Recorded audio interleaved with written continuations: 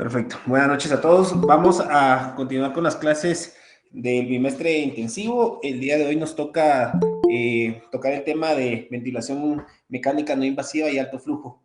Como habíamos comentado en la clase previa de insuficiencia respiratoria, pues va a llegar un punto en el cual vamos a llegar a necesitar el soporte ventilatorio. Nos vamos a enfocar hoy en el paciente que evidentemente no está en insuficiencia porque pues es uno de los criterios para considerar la ventilación mecánica invasiva. Para comenzar, pues no tengo conflictos de interés. Van a ver que a través de la presentación hay algunas marcas que se mencionan y que se hacen con fines ilustrativos.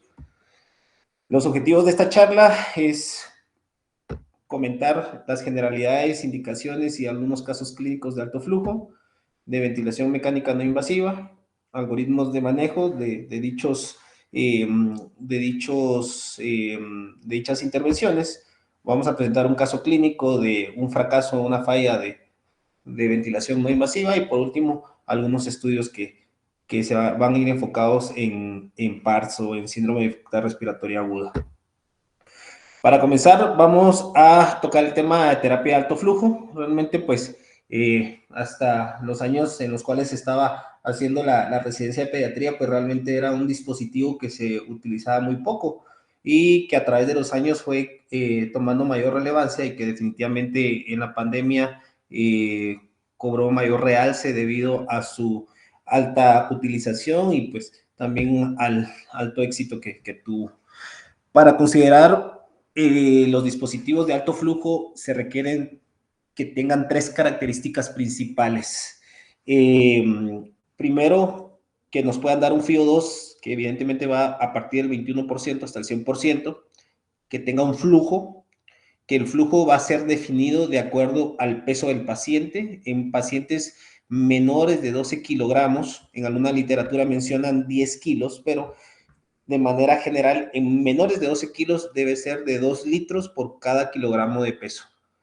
Y para mayores de 12 kilos se titula el litraje o se titula el flujo de 0.5 por cada kilogramo de peso arriba de los 12 kilos. Una temperatura que normalmente se puede graduar entre 34 y 37 grados centígrados y pues la humedad va a ser del 100% independientemente del dispositivo con el cual ustedes tengan o cuenten en su hospital, ¿verdad? Pues en la diapositiva se mencionan las principales marcas de estos dispositivos. Hay que mencionar que pues estos dispositivos son exclusivos de terapia de alto flujo, ¿verdad? Está el Vapotherm, que es uno de los más conocidos, junto con el Optiflow, que es de la marca Fisher & Paykel, y luego se presentan estos dos modelos, que por ejemplo el de Macket sí va ligado a un tipo de ventilador mecánico con una pantalla como tal, ¿verdad?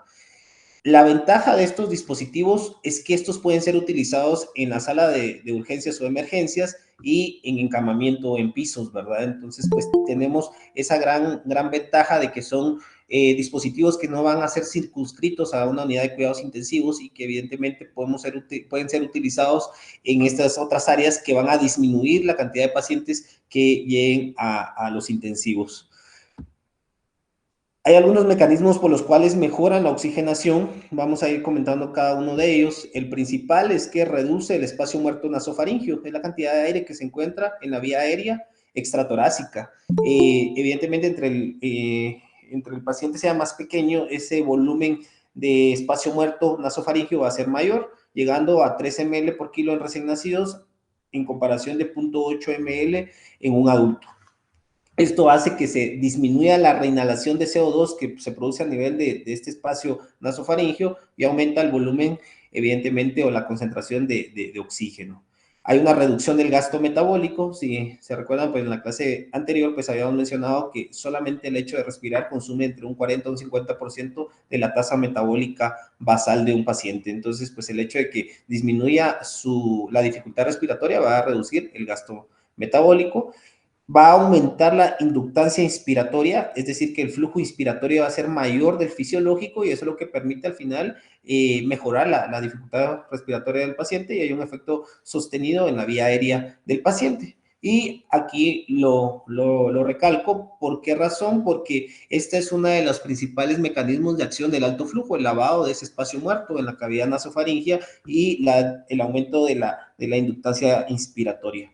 Hay un punto que es un punto que siempre se encuentra en discusión en los diferentes estudios, y es si el alto flujo puede generar presión como tal, si va a tener un efecto en el reclutamiento alveolar o en el PEP, y eso pues es uno de los principales puntos de discusión. Y justo a inicios de la semana pasada, pues como forma de ilustración, quisimos grabar un video de uno de los dispositivos que tenemos en la unidad de cuidados intensivos del Hospital de Totonicapán y que vamos a ver a continuación. En este dispositivo, ustedes van a ver que este dispositivo no es un alto flujo per se, o sea, este dispositivo tenemos la ventaja de poder ventilar a los pacientes de manera no invasiva y de manera invasiva, y que tiene aparte la modalidad de alto flujo en el paciente pediátrico, ¿verdad? Este tipo de ventiladores, si queremos ver ventajas y desventajas, es que tenemos las tres opciones en el mismo equipo, de dar un CPAP, un BiPAP, un alto flujo, o incluso si necesitamos intubar al paciente puede ser funcional. ¿Cuál es la desventaja? Que estos dispositivos, como habíamos visto en las diapositivas anteriores, pues no podemos usarlos en encamamiento. ¿Por qué razón? Porque pues definitivamente vamos a necesitar que tengamos todos el resto del equipo para poder instalarlo a los pacientes, ¿verdad? Entonces, esa es una de las desventajas de estos equipos que tienen los tres mecanismos incluidos. Pero vamos a regresar al video, y el video lo grabamos con fines didácticos para que ustedes puedan darse cuenta que si uno cambia el flujo, automáticamente cambia la presión. La presión, si se dan cuenta, está en el recuadro de superior derecho, en esta parte, la presión, que evidentemente va a ser medida en centímetros de agua. Conforme nosotros aumentamos el flujo, este ventilador nos dice aproximadamente cuánta presión se está generando. Punto importante, esta presión es independiente, no podemos graduarla como tal, y es uno de los principales dificultades del alto flujo, que vamos a ver más adelante que su principal riesgo es que hacer neumotórax. Quiere decir que si nosotros subimos excesivamente el flujo de este paciente, va a evidentemente aumentar de manera proporcional la presión, ¿verdad? Entonces vamos a darle play al video para que podamos ilustrar los que le comento.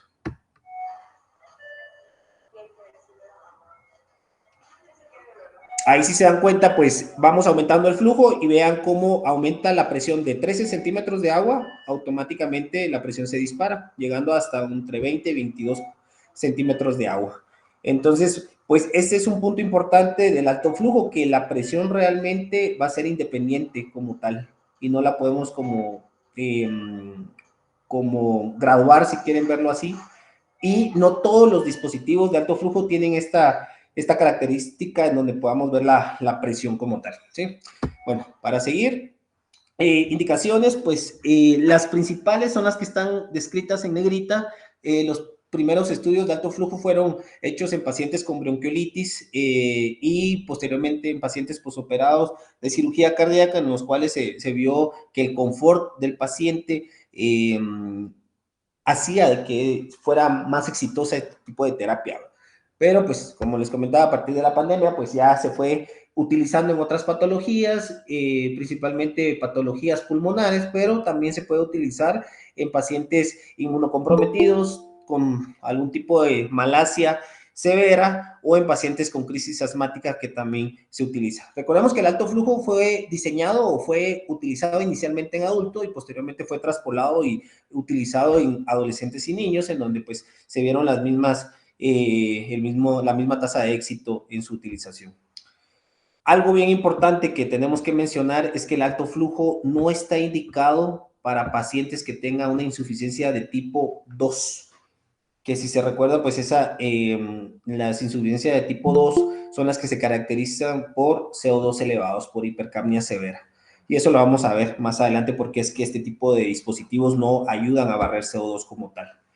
¿Qué ventajas tienen? Pues evidentemente uno siempre va en boga a los dispositivos o terapias que no son invasivas por la practicidad de poder utilizarlas, por el hecho también de asociarse a menores infecciones asociadas a los cuidados de la salud. Entonces, pues es una ventaja que uno sopesa en este tipo de terapias. Es bien tolerado por el paciente, inclusive es mucho más confortable al paciente que un CPAP, y eso uno lo va a ir viendo a través del tiempo y a través de la experiencia, que pues la verdad es que un alto flujo permite que el paciente esté mucho más cómodo, y eso es vital para que disminuya la dificultad respiratoria que ocasiona la ansiedad, y también pues que sea disminuya las asincronías.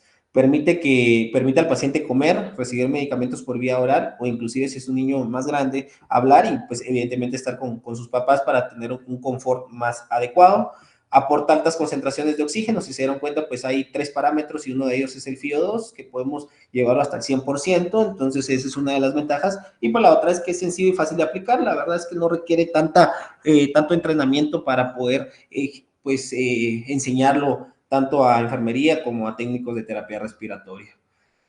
Con respecto a los efectos adversos, pues va a haber distensión abdominal por deglución de aire, que este es un punto bien importante, principalmente en pacientes posoperados de cirugía abdominal. Entre más proximal sea la cirugía, pues posiblemente tanto el alto flujo como la ventilación no invasiva pueda verse contraindicada. Alguna cirugía gástrica, alguna cirugía de las primeras porciones de duodeno puede hacer alguna contraindicación relativa a este tipo de terapias. Lesiones de la mucosa nasal en caso de uso prolongado, y también esto tiene mucho que ver con el tipo de interfaz que uno vaya a utilizar, y pues ahí lo puse en negrita porque es uno de las principales complicaciones y de las más graves, que es el neumotórax, por la presión que como vimos en el video, va a ser proporcional a los litros del flujo que nosotros programemos. ¿Cómo iniciamos el alto flujo? Pues la mayoría de literatura, como les comentaba, sugiere que menores de 12 kilos, perdón, se inicie a 2 litros por kilogramo, con una FIO de 60%, y esto se debe mantener estos parámetros las primeras 2 horas. Evidentemente hay que tener un seguimiento continuo del confort del paciente, de las constantes vitales, y si esas constantes vitales se mantienen, pues se mantienen los parámetros con los cuales uno inició.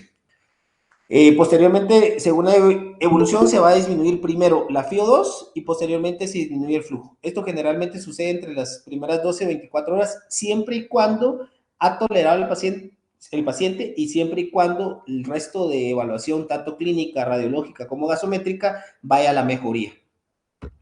¿Cómo retiramos el alto flujo? Pues lo primero que se hace, como lo habíamos comentado, es bajar el FIO2 cuando llegamos a un FIO2 de 30%, y cuando el flujo sea menor de 5 litros por minuto, hacemos el traslape a una cánula binasal, ¿sí? Que pues ahí ya, si uno considera, pues lo puede poner a 1 o a 2 litros de acuerdo a la saturación u oxigenación del paciente. Eso es a grosso modo la terapia de alto flujo. Vamos a ver al final de las diapositivas algunos casos clínicos y algunos algoritmos de manejo, y pues ahorita vamos a entrar directamente a la ventilación mecánica no invasiva.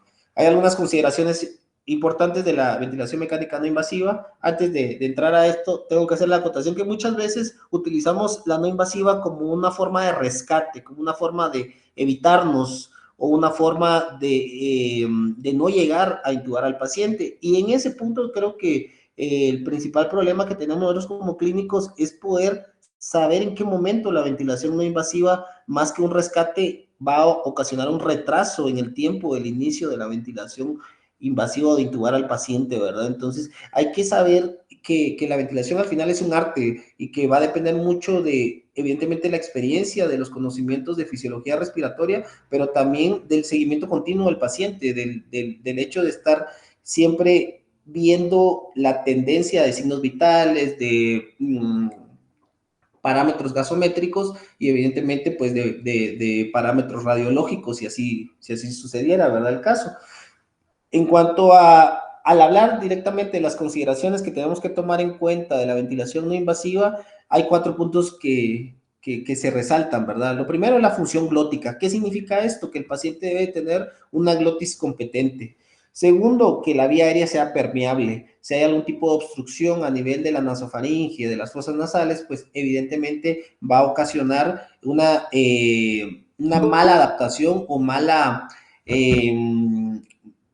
un fracaso en el éxito, en el fracaso en el uso, perdón, de la ventilación no invasiva.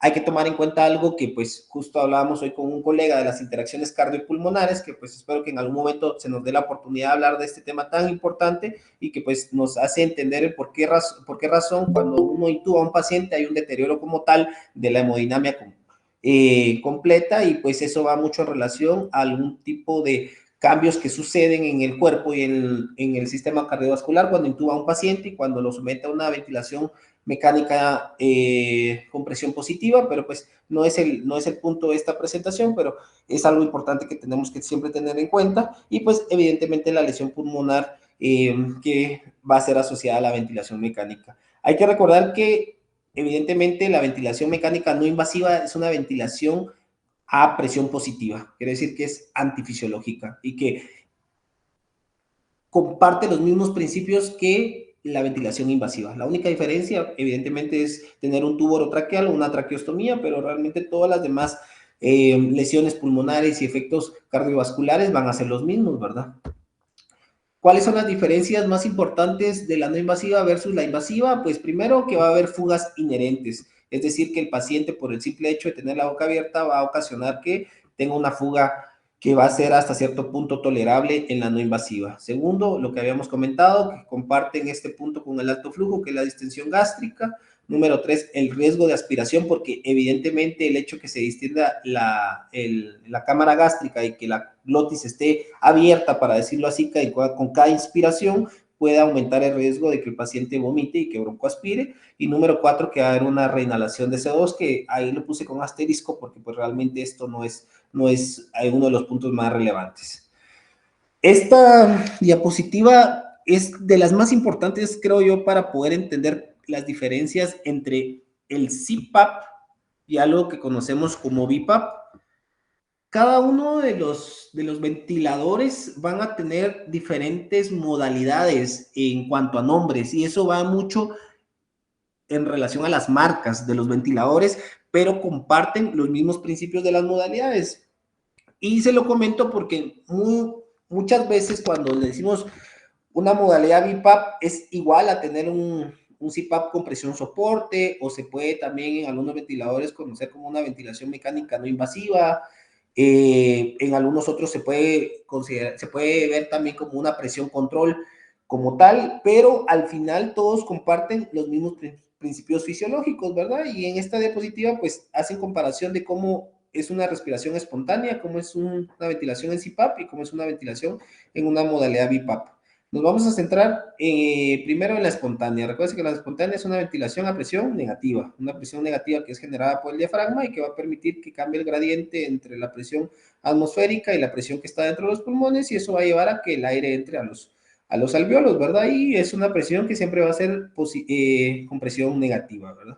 ¿Qué sucede cuando estamos con una respiración en una modalidad de CPAP? Pues en esta modalidad vamos a tener un PEP, y aquí lo menciona, un PEP de 10 centímetros de agua, y a través o a este nivel va el paciente a estar respirando, ¿sí? ¿Y qué sucede cuando tenemos una ventilación por BiPAP? Pues una ventilación por BiPAP quiere decir que se manejan dos niveles, una presión máxima y una presión mínima, una presión inspiratoria, una presión exhalatoria. Entonces, esas son las principales diferencias.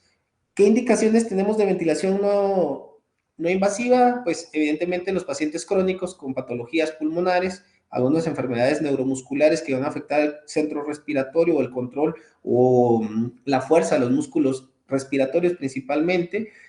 También está indicada en insuficiencia, aunque aquí hago la acotación que realmente yo cambiaría esto a dificultad respiratoria aguda. Generalmente ya cuando hay insuficiencia, posiblemente la ventilación mecánica no invasiva esté contraindicada.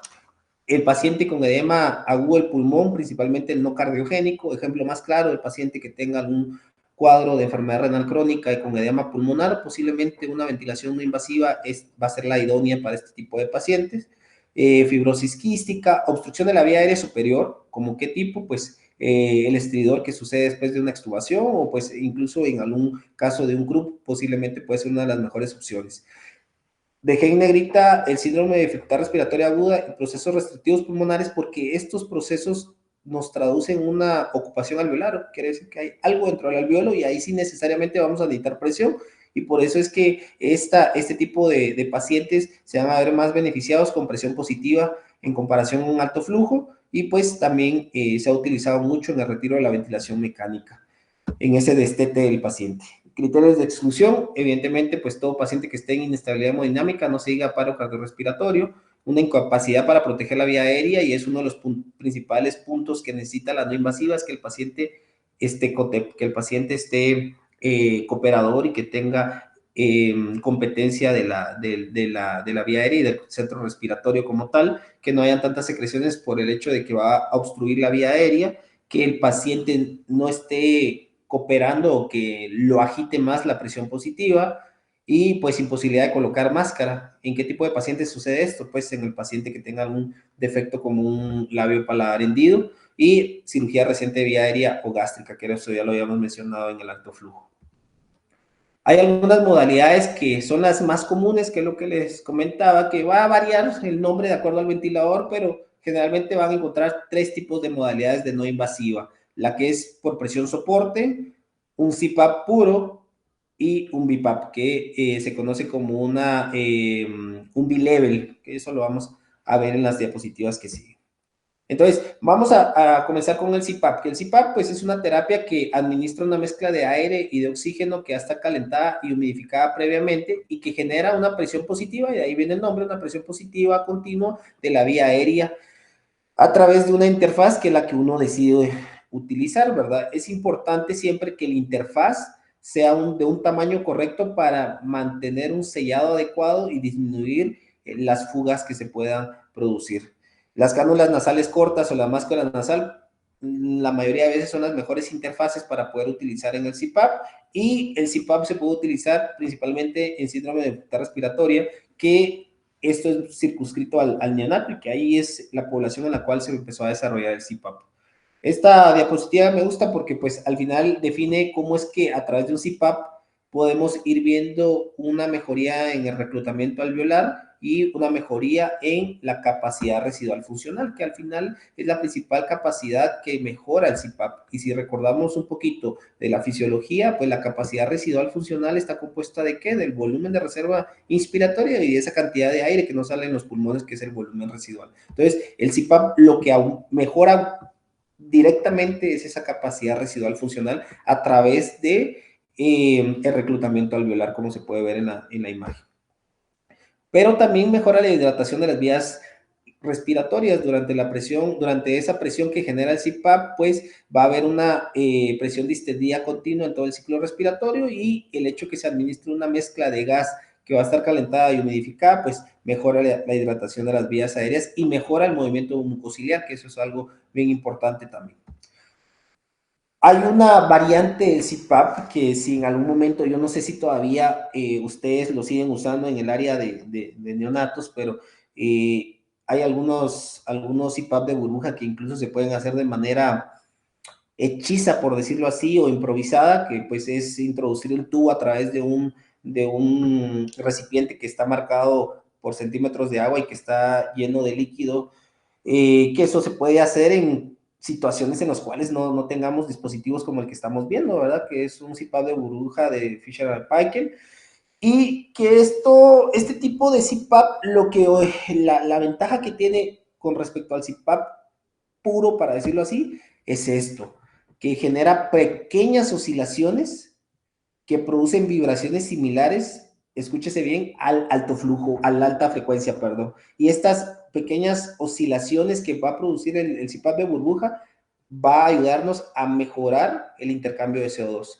Aquí hacen una diferencia en la presión nasofaringea entre un CPAP y un CPAP de burbuja. Y aquí podemos ver esas pequeñas oscilaciones, esas pequeñas burbujas que ocasionan variaciones en esa presión nasofaringea. Entonces es un punto bien importante del CPAP de burbuja. Pero pues hablando directamente del CPAP, al final el CPAP, como lo habíamos visto en la diapositiva en donde se comparaba la respiración espontánea por CPAP y por BiPAP, lo que pasa en el CPAP es que el ventilador mantiene una presión positiva en todo el ciclo respiratorio. Quiere decir que independientemente el paciente esté inspirando o esté expirando, siempre va a mantener una presión continua. que uno evidentemente va a graduar de acuerdo al PEP, ¿sí? Indicaciones, y aquí lo puse también en negrita porque pues antes existía la costumbre, para decirlo así, que pues pone en CPAP unos 30 minutos antes de extubarlo, y si tolera esos 30 minutos, pues posiblemente ese paciente pueda aguantar la extubación. Pues cada vez eso se ha dejado en desuso por el hecho de que pues la resistencia que genera el tubo de un ventilador mecánico durante ese tiempo, aunque sea de 20, 30 minutos, puede ser suficiente para que el paciente se fatigue. Entonces, pues ya no se hace esa costumbre de ponerlo en CPAP, sino automáticamente se puede pasar de una ventilación como un asisto control o un SIMB de acuerdo a la escuela, y pues automáticamente pasar a extubar al paciente, ¿verdad? No es necesario dejar un CPAP con un paciente bajo ventilación mecánica invasiva. Ventilaciones con esfuerzo respiratorio conservado, pero insuficiente para mantener la vía aérea abierta, al igual que los alveolos, y pues hay algunas ventajas. La principal es que se puede combinar con la presión soporte, lo que habíamos comentado, que mejora la capacidad residual funcional y que puede utilizarse tanto en ventilación invasiva como no invasiva, ¿verdad? ¿Cuáles son las principales desventajas? Si el paciente está conectado a un ventilador y el paciente hace apnea, el ventilador no le va a avisar a uno, y pues ahí es donde inclusive el paciente puede caer en paro cardiorrespiratorio. Y pues ya vamos a entrar como a esas combinaciones, en este caso el CPAP con presión soporte. ¿Qué significa eso? Pues primero, el paciente respira a nivel del PEP, o sea, es al igual que un CPAP puro. Lo que sucede es que con cada intento de inspiración que detecta el ventilador, va a accionar un flujo que va a dar una respiración mandatoria. Y esta respiración mandatoria va a estar ciclada por flujo y la presión que uno le indica al ventilador. Yo creo que es más fácil de poder entenderlo cuando uno lo mira en la imagen, ¿sí? Entonces, pues, se mantiene un flujo continuo, ¿sí? Que es el PEP. Aquí vamos a nosotros programar, supongamos que tengamos un PEP aquí de 10, y sobre ese 10 va a estar el paciente respirando. Pero cada vez que el ventilador sense que hay un flujo, o sea, que el paciente inspira, que jala aire, va a disparar un trigger que le va a decir al ventilador: el paciente está respirando, dale flujo. Y va a llegar a un punto que nosotros vamos a programar. Como vemos aquí en la imagen, pues aquí se programó un 8 centímetros de agua de presión soporte. Entonces nosotros programamos hasta qué presión queremos que llegue el ventilador, que llegue ese flujo, y va a estar ciclado por tiempo. Quiere decir que aquí le vamos a decir al ventilador cuánto tiempo queremos mantener ese flujo inspiratorio. El paciente deja de inspirar, cae expiración, pero no cae a cero, cae al nivel que programamos nosotros en el ventilador, es decir, el PEP, ¿sí? Esa es la principal diferencia entre el CPAP puro y el CPAP con presión soporte. Pero si se dan cuenta, aquí no hay algo que es frecuencia, o sea, el propio paciente, de acuerdo al número de respiraciones, es el que dice cuántas respiraciones va a dar en un minuto. Y ahí es donde entra la modalidad de un B-Level, que es el BiPAP. Entonces, ¿qué es el BiPAP? El BiPAP permite que el paciente tenga una ventilación espontánea en todo momento del ciclo respiratorio, pero tiene la característica de tener 2 niveles de presión. Y se trata de una suma de 2 técnicas ventilatorias: la ventilación controlada por presión y un CPAP. Para entenderlo así, es como tener a un paciente intubado, o sea, es como tener un paciente ventilado invasivo intubado, solo que sin el tubo. O sea, para entenderlo así, es exactamente lo mismo. Y tiene algunas ventajas, evidentemente, el hecho que permita la ventilación espontánea durante toda la ventilación mecánica, eso permite que el paciente se sincronice mejor. Aparte de eso, se generan 2 fuerzas en el mismo sentido: la presión positiva que nos está dando el ventilador y la presión negativa por la cual el paciente respira de manera fisiológica. Y estas fuerzas se combinan para producir un mejor volumen tidal. Mejora la relación ventilación-perfusión, que si recuerdan es una de las principales causas de insuficiencia respiratoria en la población pediátrica, y evita las sobrepresiones en las vías aéreas al permitir que pueda haber un escape de esa presión y disminuir el riesgo de barotrauma. Y evidentemente es un punto muy importante que disminuye las necesidades de sedación, ¿sí? Y pues ahí me voy a tomar un par de segundos para comentarles. Recuerden que la sedación, número 1, va a disminuir el esfuerzo respiratorio del paciente, y muchas veces ese esfuerzo respiratorio sumado a la presión positiva que pueda dar el ventilador pueda mejorar el volumen pulmonar. Número 1. Número 2, aumenta significativamente el riesgo de una patología del paciente crítico que cada vez es más común, que es el síndrome de supresión. Número 3, si llegamos a necesitar muchos sedantes, va a atrofiar el músculo del diafragma, y recuerde que todo músculo que se atrofia, pues evidentemente va a disminuir su capacidad o su fuerza, y eso nos puede llevar a que ese paciente requiera más días de ventilación, y pues evidentemente va a aumentar el requerimiento energético y llevar al paciente incluso a un estado de malnutrición del paciente crítico, que es otra de las condiciones clínicas que se suman para aumentar los días de estancia hospitalaria en un paciente en intensivo. Hay algunos parámetros que tenemos de inicio o que con los cuales podemos iniciar. Si es una presión, un IPAP, que es la presión inspiratoria de 8 a 10, y un EPAP, que al final es el PEP, que puede ser de 3 a 4. Aquí empezamos y pues vamos a ir aumentando la presión soporte para mantener un volumen tidal entre 4 y 6 mililitros por kilo, que es lo que se recomienda para, como medida de protección pulmonar. Titular el FIO2 para mantener una saturación entre 94 y 97%. Evidentemente, tener un monitoreo continuo de los signos vitales, gasometrías, principalmente, controles cada 60 y 90 minutos, y pues de ser necesario utilizar sedación. En este caso ahí puse entre comillas, entre paréntesis, dexmedetomidina, que pues ustedes tienen en el Roosevelt, nosotros pues todavía no la hemos podido introducir al listado de medicamentos, y pues generalmente lo que utilizamos es ketamina, ¿verdad? En infusión continua, y pues en otros centros podemos llegar a utilizar algunas infusiones muy pequeñas de midazolam, siempre con el debido cuidado de depresión de la vía respiratoria. Y pues aquí puse unos videos que justo también grabamos esta semana para poder ejemplificar lo que yo les comento, ¿sí? Vamos a ver en la primera imagen del lado izquierdo, si se pueden ver, este ventilador lo que nos dice es que tiene el nombre de la modalidad en este ventilador es NIPPB. ¿Qué significa eso? Ventilación a presión positiva no invasiva.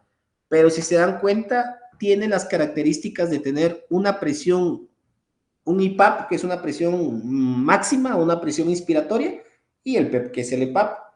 Aparte de eso, tiene un tiempo inspiratorio y tiene una frecuencia. Entonces, como le decía, es como tener intubado al paciente, solo que sin tubo, ¿verdad? Y van a ver que en cada ciclo respiratorio, en este caso, pues al paciente, al ventilador le estamos diciendo que le dé 37 respiraciones cada minuto, va a mantener esa presión. Y vamos a correr el video para ejemplificar.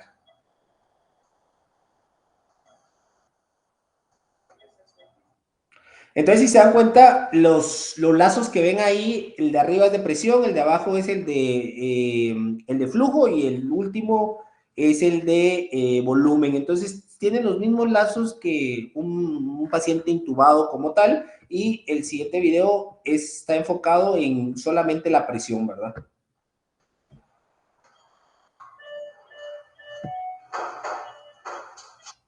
Entonces, este sería el IPAP, que aquí le estamos diciendo al ventilador que le dé 13, y el EPAP es el PEP, que es el 8 que está aquí programado. Hay una presión media, evidentemente. Aquí está el volumen tidal, que esto va a variar mucho si el paciente tiene la boquita abierta, porque va a haber un flujo, una fuga de aire, y pues también nos dice cuál es la frecuencia total que tiene ese paciente. Entonces, si se dan cuenta, tiene los mismos parámetros que un paciente intubado. Vamos a hablar de las interfaces, porque es uno de los puntos bien importantes al considerar ventilación no invasiva. Las más usadas en pediatría son la nasal y la oronasal, ¿verdad? Pero también existen otras como la oral, la total face, la mascarilla facial total, o el casco de helmet, que es este que se puede ver en esta imagen, que realmente, pues yo no sé la experiencia que tengan ahorita en el Roosevelt, pero pues realmente estos a veces son muy incómodos para los niños, en el sentido de que los mantiene más ansiosos, ¿verdad? Lo que generalmente van a encontrar la mayoría de veces es una mascarilla nasal o una mascarilla oronasal. ¿Qué características tiene la interfaz ideal? Pues primero es que no tenga fugas, o que tenga la menor cantidad de fugas posibles. Segundo, evidentemente, que no sea traumático. Tercero, que tenga un espacio muerto bajo.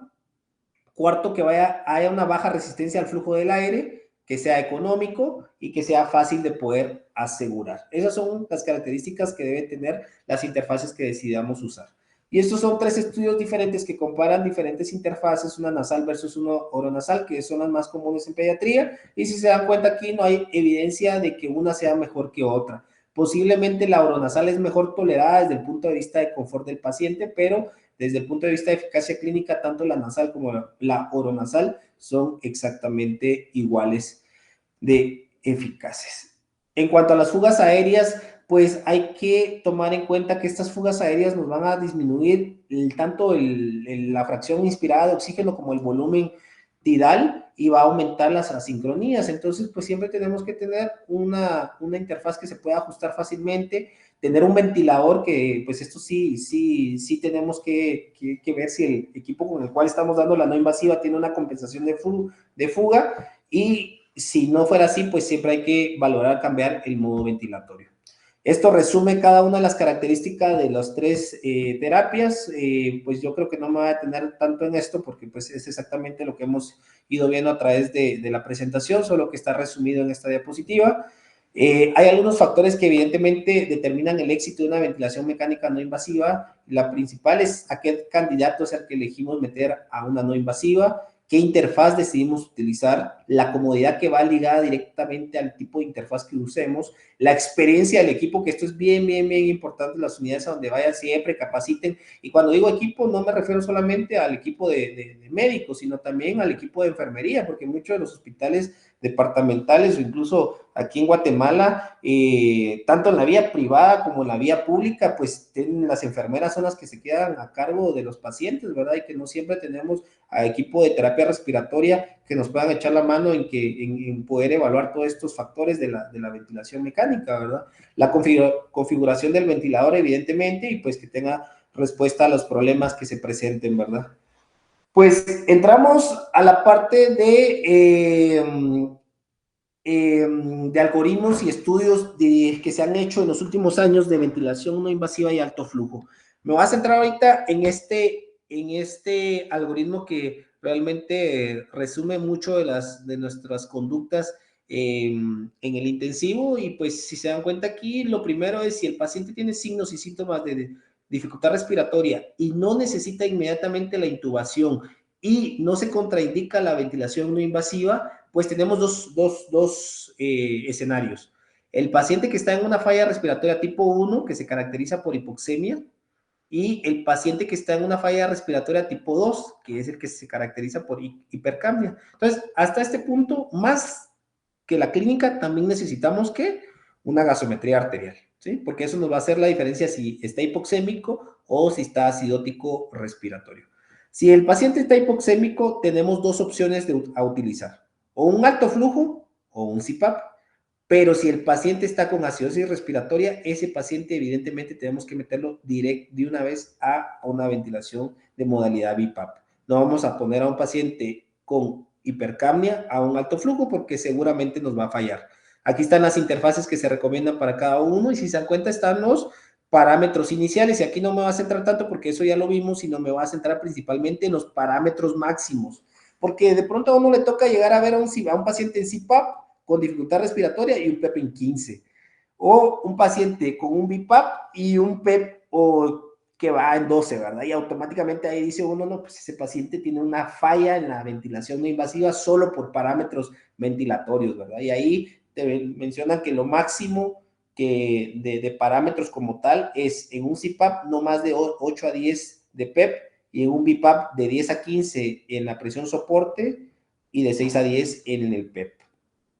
El FIO2, pues ese sí se puede titular para mantener una saturación entre 92 y 98.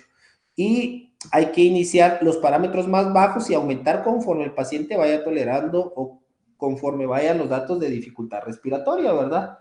Hay que estar monitorizando continuamente tanto la frecuencia cardíaca, la frecuencia respiratoria, la saturación, el FIO2, la presión arterial, la sincronía al paciente, que la máscara no tenga fugas, y evidentemente siempre una gasometría, idealmente si fuera arterial sería lo ideal.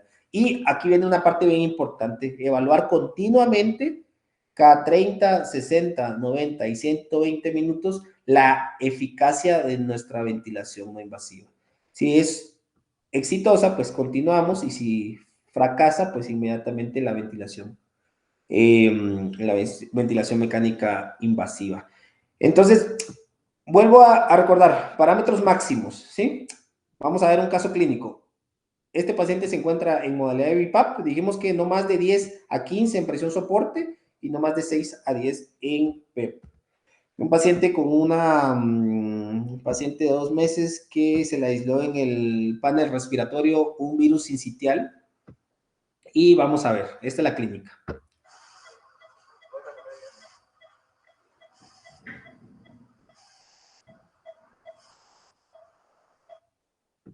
Y estos son los parámetros con los cuales estaba ese paciente.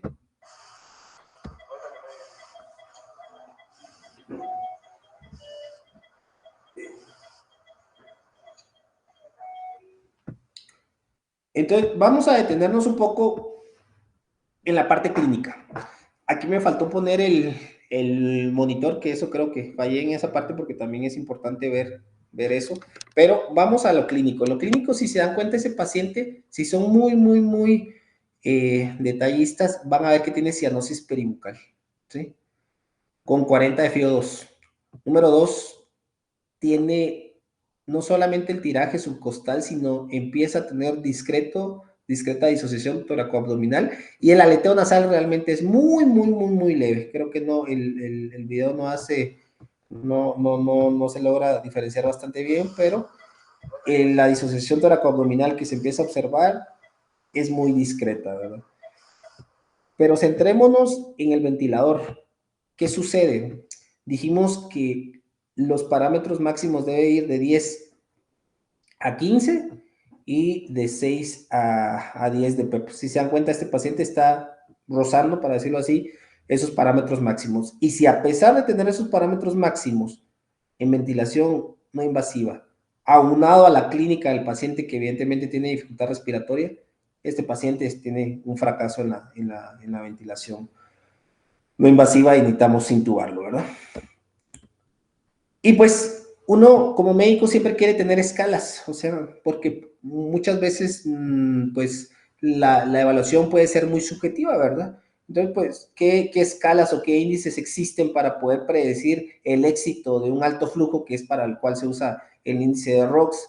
Pues este estudio fue hecho en el 2016, evidentemente fue en adultos, y lo que ellos quisieron evaluar es tener un índice o tener un indicador que nos diga cuándo un alto flujo es fallido.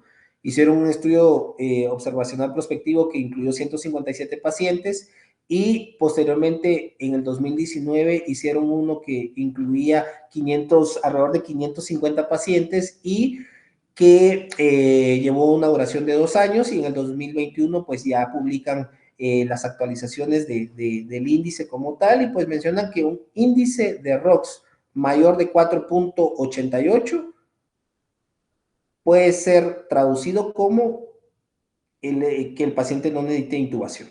Es decir, que menos de 4.88, ese paciente tiene un fracaso al alto flujo. Y pues en el estudio posterior, pues del 2019, pues empezaron a ver que si a las 2 horas el paciente tenía menos de 2.8 de índice de ROX, necesitaba ser intubado. Si a las 6 horas tenía menos de 3.47, necesitaba ser intubado. Si el paciente a las 12 horas tenía 3.85, necesitaba ser intubado. Y si el paciente después de 12 horas tenía más de 4.88, realmente el riesgo de intubación era significativamente bajo, ¿sí? Y el índice de ROX era mejor para que observar la relación de SAFI, que es la relación de saturación y FIO2, que la frecuencia respiratoria, el CO2, el flujo, la saturación y el lactato para predecir la necesidad de ventilación mecánica. Entonces, pues si queremos tener un índice que fue estudiado más en adultos y que fue circunscrito al alto flujo, pues podemos utilizar este índice de ROX. Y pues ahí les puse ahí, esto lo pueden encontrar en la aplicación o en internet, pues ahí le piden los parámetros, yo puse ahí los parámetros al azar, de saturación de 95%, una FIO2 de 60 y una frecuencia respiratoria de 40, que este es el punto más importante por el cual el índice de ROX posiblemente no es al 100% específico como en el adulto, porque pues ustedes saben que la frecuencia respiratoria va mucho en relación a la edad del paciente, ¿verdad? Pues ahí se calcula, da un índice de 3.95 y pues eso se traduce como un fracaso al alto flujo y necesidad de ventilación mecánica invasiva y hace una relación directa con el SAFI y con el PAFI, ¿verdad? O sea, un 3.95 se puede asociar a un Kirby o a un PAFI de 126. Vamos a entrar a los principales estudios. Estos son del año pasado, del segundo consenso de PALIC o de SDRA. No es el tema del día de hoy, pero me voy a centrar en el capítulo de ventilación no invasiva. Evidentemente es exclusivo del paciente que tiene SDRA y vamos a analizar esta tabla pues, de los estudios que mencionan en el capítulo. Si se dan cuenta, hay dos estudios que tienen mucho peso desde el punto de vista estadístico, que son controles randomizados. Y si se dan cuenta, la frecuencia de fracaso de la ventilación no invasiva es muy variable, pero al hacer la suma total, estamos hablando de que hasta el 42% de los pacientes que metemos a ventilación no invasiva terminan fracasando, ¿sí? ¿Y qué parámetro es el que podemos utilizar para poder saber qué paciente va a fracasar? Pues en estos estudios lo que se enfocaba más es a hipoxemia, relaciones de SAFI, saturación FiO2, que pues al final va ligada a la hipoxemia o al nivel bajo de oxígeno en sangre. Y si se dan cuenta, la duración de la ventilación no invasiva antes del fracaso fue de 18 horas. Entonces es bien importante mencionar que la ventilación no invasiva, si va a fracasar antes de las primeras 24 horas, ¿sí? Las recomendaciones que hace el grupo para específicamente este grupo de pacientes que tienen SRA es que se tiene que hacer la evaluación en las primeras 6 horas de tratamiento. Y si no hay mejoría en los signos y síntomas de dificultad respiratoria, ese paciente debería ser ventilado como tal. Y no meter al paciente más horas o someter al paciente más horas en ventilación no invasiva. Se sugiere que si el paciente está deteriorando su oxigenación, es decir, está bajando su Kirby o su PAFI, ese paciente, antes de seguirle subiendo los parámetros a la no invasiva, es mejor intubarlo. Y evidentemente, siempre que metamos a un paciente a no invasiva, utilicemos sedación, que es algo que habíamos comentado. Ellos no hacen una recomendación todavía sobre usar alto flujo en pacientes con SRA, que necesitan más estudios para poder saber realmente la eficacia. Y pues al final el alto flujo pues lo tenemos muy ligado, yo considero que a dos situaciones clínicas, o por lo menos en mi experiencia, al paciente que está extubado, o sea que estamos extubando, porque es más confortable, da más tranquilidad, para decirlo así, al paciente, y pues evidentemente el paciente que tiene una bronquiolitis. Y ahí lo puse en negrita porque pues evidentemente no todos tenemos los mismos recursos y en hospitales en los cuales hayan recursos limitados se sugiere el uso de CPAP y de alto flujo sobre la terapia de oxigenación. Es decir, se sugiere utilizar CPAP y alto flujo en vez de una mascarilla reservorio o una cánula binasal, ¿verdad? Este último estudio, pues lo que quería evaluar es la eficacia del alto flujo versus el CPAP. Incluyó 600 niños en total y pues el objetivo lo que querían ver es qué tan efectivo era el alto flujo versus la presión positiva contenida en las vías aéreas. Y al final la conclusión fue que no cumplió criterio de inferioridad, quiere decir que es exactamente igual de efectivo, o por lo menos esto lo demostraron los autores, el alto flujo versus el CPAP en pacientes extubados. Entonces, para tener eso en cuenta. Y pues con esto termino la presentación del día de hoy. No sé si tengan alguna duda o pregunta.